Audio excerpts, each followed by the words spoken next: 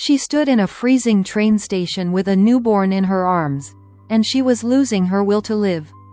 The woman stepping out of a luxury car had once stood in that exact same place. Winter, a brutal blizzard, cold that cuts through bone. Eleonora, powerful, wealthy, unbreakable. A woman used to controlling the world. She's rushing to catch her train, eyes forward, never looking back. Until one glance stops her. In the corner of the station stands Maria. No money, no support, a baby in her arms, and the same despair in her eyes that nearly destroyed Eleonora 25 years ago. Once, she begged for help. Once, no one reached out to her. Once, she stood on the edge between life and darkness. This time, she won't let history repeat itself. One drive, one phone call to her driver, one small cottage with a warm fireplace, and a decision that will turn a freezing winter night into the beginning of a family. This is a story about a woman's strength, about pain transformed into love, and about how one unexpected encounter can change destiny forever. Love Stories Max. Welcome to my channel. Enjoy watching, friends. The winter that gave us a family. My name is Eleonora, and I know the sound the wind makes when it takes away your last hope. That evening, winter was merciless. The blizzard slammed against the car windows as if someone were knocking, begging to be let inside.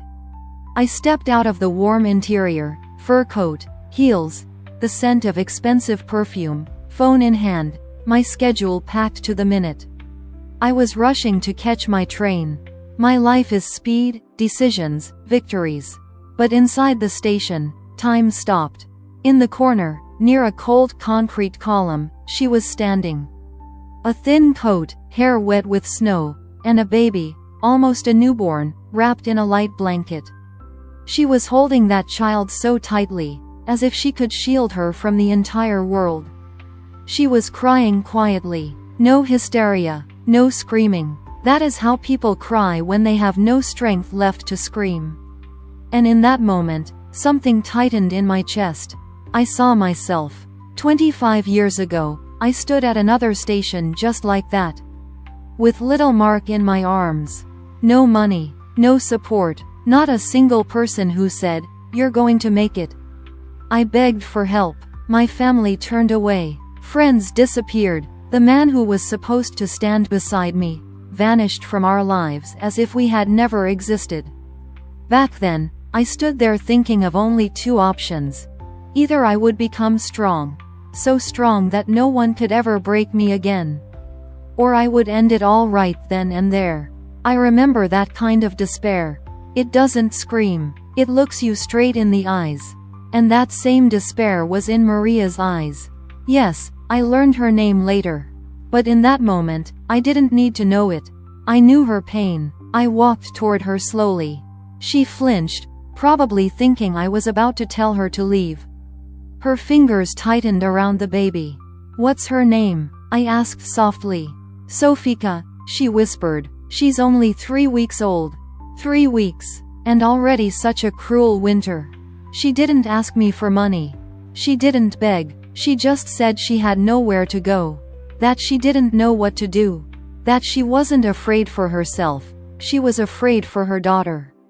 I recognized that fear. I stepped aside and called Jake. Jake has worked for me for over 15 years. A broad-shouldered, solid man, always in a perfectly tailored suit. The gray at his temples only adds to his stern presence. But behind that strong exterior is absolute loyalty and a quiet kind of humanity. He isn't just my driver. He's my security, my shadow, my silent guarantee of safety. He fulfills every request without unnecessary questions. But that night, I heard something different in his voice, softness. "Jake, are you far?" "No, Miss Eleonora, I'm turning around." When he pulled up, I said only one thing. "Take them to the cottage.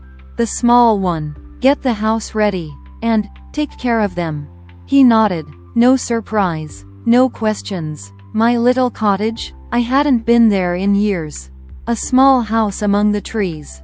A fireplace, old blankets, the scent of wood. Maybe a little dust, a little spiderweb here and there. But it's warm, it's quiet, it's safe. Jake helped Maria into the car gently, as if she were made of glass. He opened the door, adjusted the baby's blanket, turned on the heated seats. When they arrived, he unlocked the house himself, lit the fireplace, checked the heat, pulled the old cover off the couch and shook out the dust. "You can stay here," he said calmly. "Miss Eleonora will come in a few days. You're safe here." He left food, water, warm blankets. And before leaving, he paused for a moment near the old crib, the one that once held Mark. Yes, that was the house where I once hid my fear. Where I learned not to break. I sat in train for a long time, staring at the station windows where human silhouettes faded in and out of view. And I thought about how strangely life works. Once, no one reached out a hand to me. And today, I was able to reach out to someone else. I don't know who Sofika will become. I don't know what path Maria will walk. But I know one thing for certain. Sometimes one warm room with a fireplace can save 2 lives. And sometimes, by saving someone else, you finally heal yourself. 6 months, only half a year, and yet, somehow, a lifetime. I'm not proud of this, but I almost forgot about Maria. Life pulled me back into its relentless current. Contracts, negotiations, new partnerships. I was launching another branch of the business, flying between cities, living in boardrooms and airports. Then, the hospital. Nothing serious, just pneumonia. The doctors said it was exhaustion. My body had simply forced me to stop. Weeks of IV drips, the sterile smell of hospital rooms, a silence that suddenly felt too loud. After that, Mark insisted on a vacation. We flew to the Maldives. White sand, turquoise water, sun warming my shoulders. Mark laughed, swam, made plans. He's a grown man now, confident, strong. And every time I look at him, I remember that freezing winter when he was all I had. 6 months passed. One evening, back home, I suddenly asked, "Jake, how is Maria?" He looked at me calmly, as always. "I go there 2 or 3 times a week, Miss Eleonora. I bring groceries, and I leave some money." "How much?" "A couple hundred each time." I nodded. "Reasonable." But then he added, "She hardly spends it." "What do you mean, hardly?" "She takes only what's necessary. The rest she keeps in a box. Says it's for the future." Something tightened in my chest again. "Let's go," I said. When we pulled up to the cottage, I barely recognized it. The windows sparkled, spotless. The fence repaired, firewood stacked in perfect rows. And the garden, small, but cared for. Tomatoes, cucumbers, green onions, dill, even a few pepper plants. The soil was turned carefully, the stems tied upright.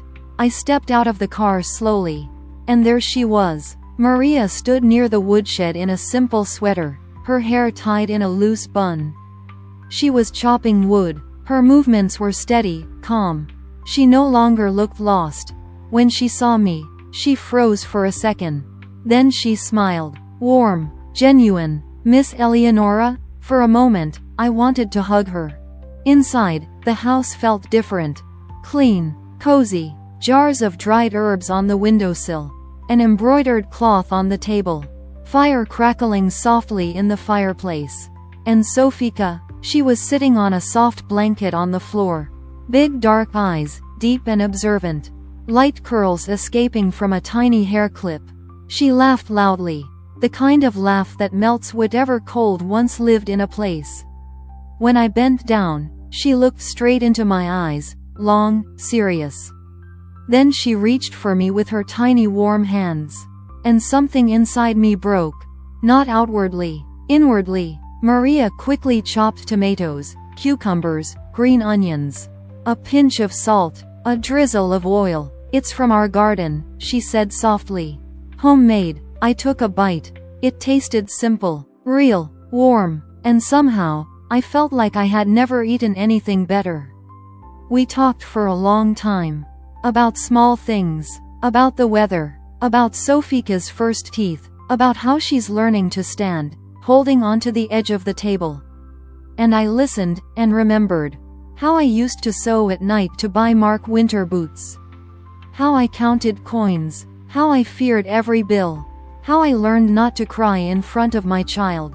I looked at Maria, and I did not see a victim. I saw a woman who chose to live.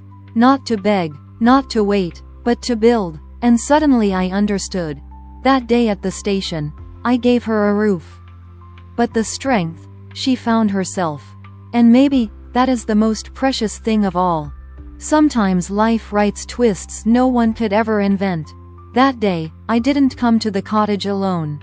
Mark was with me. He didn't fully understand where we were going, but I saw that familiar spark of curiosity in his eyes. The same one he had as a child when I promised him something special. Jake was already outside, standing by the grill. Still in his perfectly tailored suit, but wearing a simple dark apron over it. The sight was almost amusing. This broad-shouldered, serious man with gray at his temples flipping steaks with the same focus he usually uses to guard me during high-level meetings.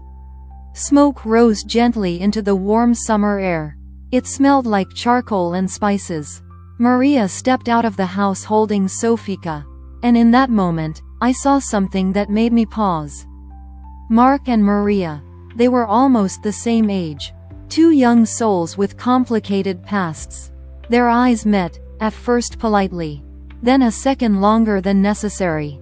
Maria nervously tucked a strand of hair behind her ear. Mark suddenly seemed more serious than usual. He held out his arms towards Sofika. "May I?" Sofika studied him carefully with her big dark eyes.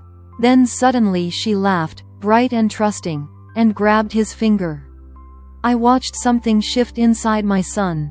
He sat down right on the grass, placing Sofika on his lap. She pulled at his shirt collar, his hair, tried to stand while holding onto his shoulders. He laughed, freely, vulnerably. The way he used to laugh only as a child. Maria watched them with a soft smile. And in that smile, there was no despair anymore. Only tenderness. At the table, things were a little awkward. Mark tried to keep the conversation flowing but occasionally stumbled over his words. Maria blushed when their hands brushed while passing a plate. They talked about simple things, books, the city. How Sofika had just said, "Mama," for the first time. But between the words, something fragile was forming. First love is always a little clumsy. I sat there watching them, and suddenly I remembered myself. The girl who once believed love was forever. I was afraid for Mark. But at the same time, my heart felt calm for the first time in years. After that day, Mark began going there on his own. At first, to fix the fence.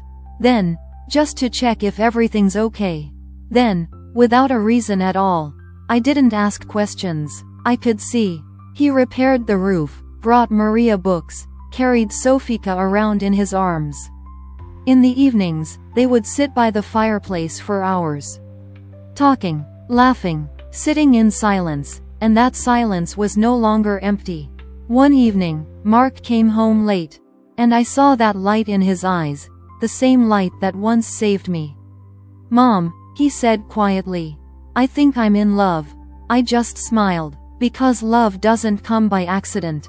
It comes when the heart is ready. And maybe that winter evening at the station, I didn't just save Maria and Sofika. Maybe, I saved my son's future too. Now, when I see him gently kiss Maria on the forehead, when Sofika falls asleep in his arms, I understand. All those years of struggle were not in vain. Because a woman's greatest strength is not in her wealth. It's in her ability to turn pain into love. And pass it on. I always thought nothing could move me anymore. After everything I had survived, tears became a luxury.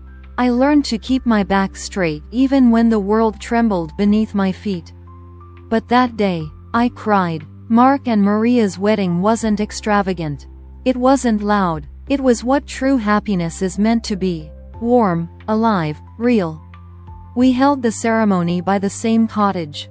The place where everything began. The garden was decorated with simple white flowers. Light ribbons swayed in the breeze.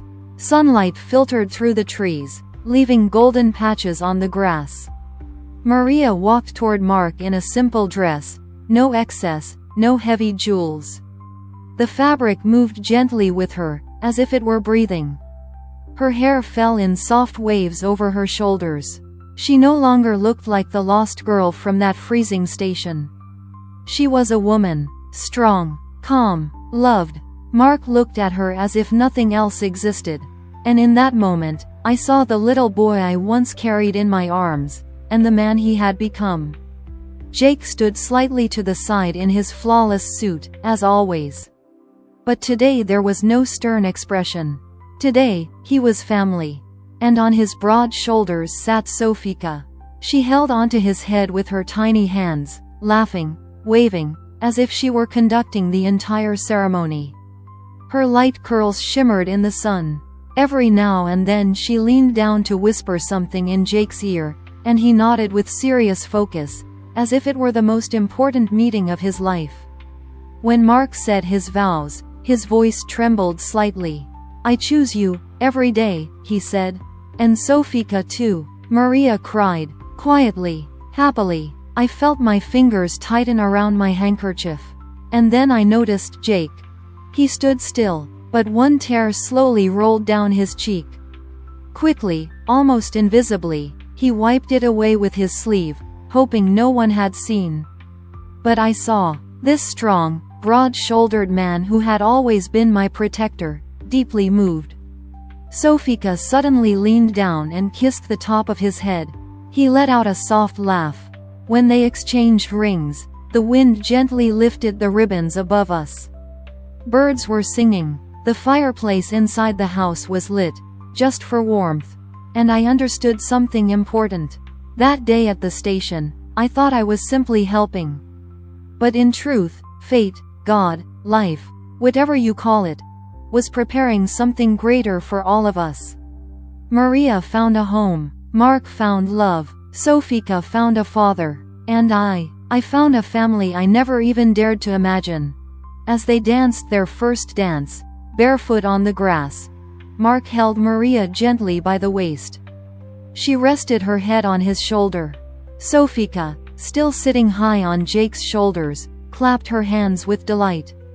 And I stood there watching them, feeling not pride, but gratitude, because sometimes the strongest women receive their happiness not when they conquer the world, but when they finally allow love to enter it. A year has passed. Sometimes I arrive at the cottage before anyone else. I unlock the door quietly, step inside softly so I don't wake anyone. The house smells like wood, warm milk, and fresh pastry. The same jars of herbs sit on the windowsill. New photographs line the walls. In them, my family. Maria walks more slowly now. Her movements are careful, gentle. Her hand often rests on her belly, round, full, alive. She is no longer the lost girl from the station. There is calm in her eyes, confidence in her voice. She is expecting Mark's child. And there is no fear left in her gaze. I watch the way Mark looks at her. Not like a boy in his first love anymore, but like a man who understands responsibility and accepts it with tenderness. He adjusts her pillow when she sits down, keeps water close, places his palm on her belly and goes still when he feels the baby move. "Did you feel that?" he whispers. And Maria laughs, softly. Truly, Sofika has grown so much this year. Her curls are thicker now, her eyes even deeper. She runs across the yard, sometimes holding a wooden spoon as if it were a magic wand. She calls Mark, "Daddy," so naturally, as if the word has always belonged to him. And every time I hear it, something warm tightens inside my chest. Jake is still with us. But now he is more than protection. He is part of Sunday dinners, part of the laughter at the table. Sofika still loves sitting on his shoulders, even though she's getting heavier. He pretends it's a great burden, sighing dramatically, and she bursts into giggles. And I watch all of it, and I think, a year ago, I was afraid for them. Afraid the past might return. That fear might find its way back. That Maria wouldn't be able to trust again. But she did. She isn't just expecting a child. She is welcoming one with joy. She strokes her belly and talks to the baby. She plans. She dreams. She didn't bury her pain. She transformed it into strength. One evening, we were sitting by the fireplace. Maria rested her head on Mark's shoulder. "I'm not afraid," she said quietly. "Because I'm not alone anymore." And I felt tears fill my eyes. I gave birth in fear once. She will give birth in love. And that is the greatest victory of my life. Because strength is not coldness. Strength is walking through darkness, and still choosing the light. Now, when I place my hand on Maria's belly and feel the gentle kick of new life, I know. That winter night at the station was not an accident. It was the beginning of our family. Thank you for watching. Subscribe to my channel so you don't miss new stories. And also write in the comments how you liked this story on a scale of 1 to 5. Watch the following video and enjoy watching.